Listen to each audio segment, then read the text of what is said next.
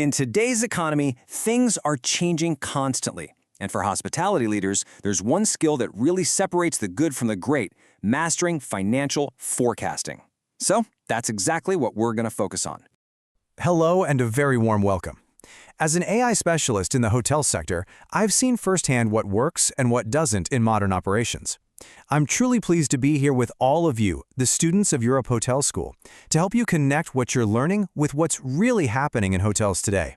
Let's get you ready for a successful career. All right, let's dive right in. The number one challenge for hotel leaders right now is trying to find your way through all this economic uncertainty.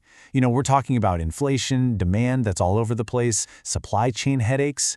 It's created a whole new reality, which makes solid financial planning tougher, but also more important than ever before. And that really brings us to the central question, doesn't it?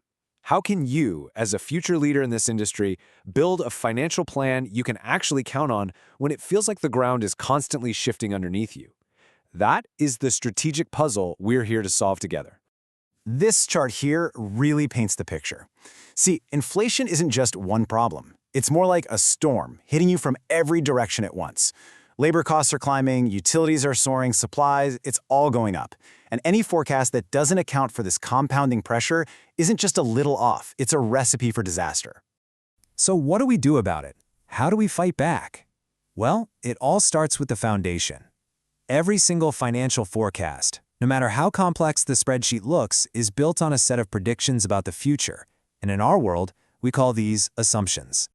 Now, I want to be crystal clear about what we mean by cost assumptions. These are not just vague guesses you pull out of thin air. We're talking about specific, documented predictions for your most important expenses. This is everything from planned salary increases for your team, to the price changes your food supplier warned you about, to the automatic cost increases written into your service contracts. And this quote from your own institution, Europe Hotel School London, really hits the nail on the head.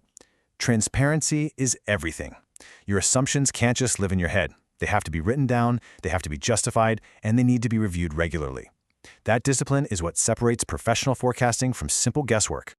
Okay, so let's get proactive. Our first strategy is all about your first line of defense against volatile pricing, and that is actively managing your relationships with suppliers.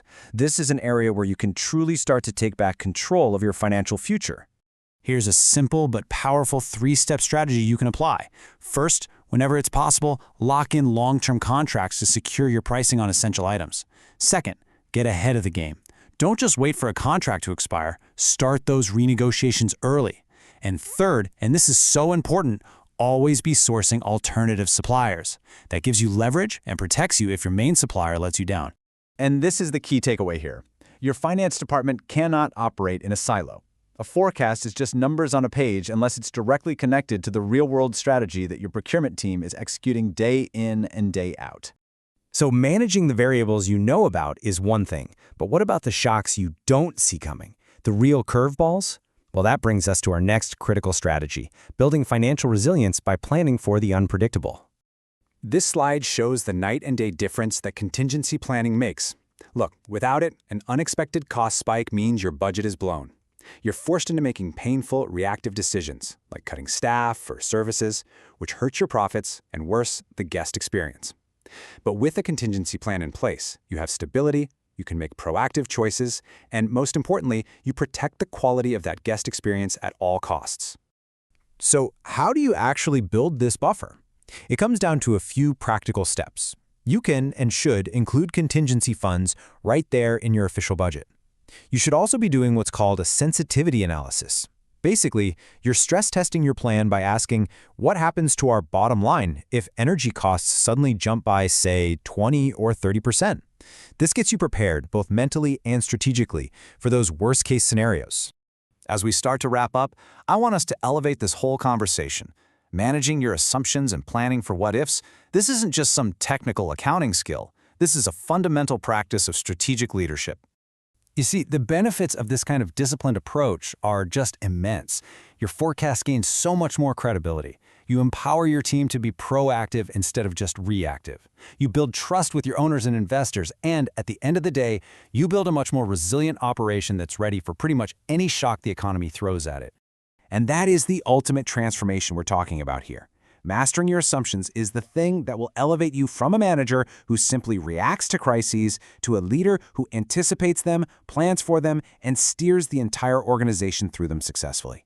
So I'll leave you with a final thought to take with you as you look ahead to your own careers in this dynamic industry. Which single cost assumption, whether it's labor, energy, food costs, technology, which one do you believe needs the most careful strategic attention from hotel leaders right now? Think about that. Thank you.